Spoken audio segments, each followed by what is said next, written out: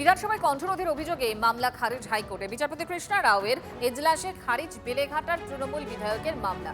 চক্রান্ত করে বলতে দেওয়া হচ্ছে না বলে যদি অভিযোগ থাকে তাহলে বিধানসভায় অভিযোগ জানাতে পারেন। আদালত কি করতে পারে এক্ষেত্রে আদালতের ঠিক পর্যবেক্ষণ কি ছিল জানবো। শ্রাবন্তী শাহ আমাদের সঙ্গে রয়েছেন, আমার সহকর্মী জানাবেন। শ্রাবন্তী, যেটা প্রথম থেকেই কুণাল ঘোষ তার বক্তব্য ছিল যে তাকে চক্রান্ত করে বিধানসভায় বলতে দেওয়া হচ্ছে না এবং সেই নিয়ে তিনি মামলা করেন। সাধারণভাবে যদি বিধানসভার ক্ষেত্রে কোনো মামলা হয়ে থাকে আদালতের কাছে প্রথম প্রশ্ন এটাই থাকে যে সেই বিষয়ে কি নিষ্পত্তি আদৌ আদালত করতে পারে, কারণ বিধায়কদের যাবতীয় অভিযোগ থাকলে সেটা তারা স্পিকারের কাছে জানাতে পারে। আর ঠিক এই প্রশ্নটাই এদিনও হাইকোর্টে এসেছিল। এমনকি স্পিকারের বিধানসভার পক্ষ থেকে আইনজীবী জানান যে জুন মাসে দুবার কুণাল ঘোষকে বলতে দেওয়ার সুযোগ করে দেওয়া হয়েছে। তাহলে এই অভিযোগটি আদৌ ঝোপে থেকে এরপরে মামলাটি খারিজ করে দিয়েছেন বিচারপতি কৃষ্ণা রাও। একই সঙ্গে তার বক্তব্য, যদি কোনো অভিযোগ থাকে তাহলে কুণাল ঘোষকে সেটা স্পিকারের কাছেই বলতে হবে।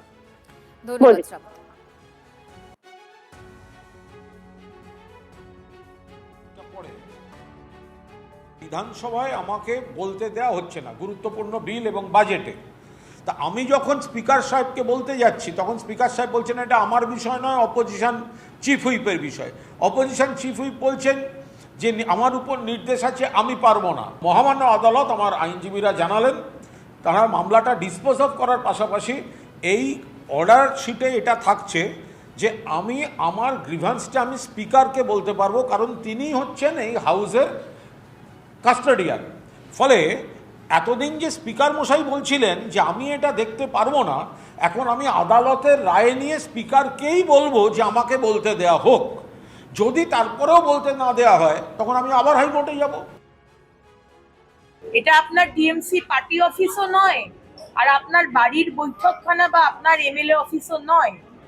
এটা West Bengal legislative assembly. Kunal বাবু, আপনাকে স্পিকার বলবে নিজের জায়গায় গিয়ে বসুন, আর আপনি টেবিল ধরে দাঁড়িয়ে দাঁড়িয়ে আড্ডা মারবেন আপনার লোকের সাথে।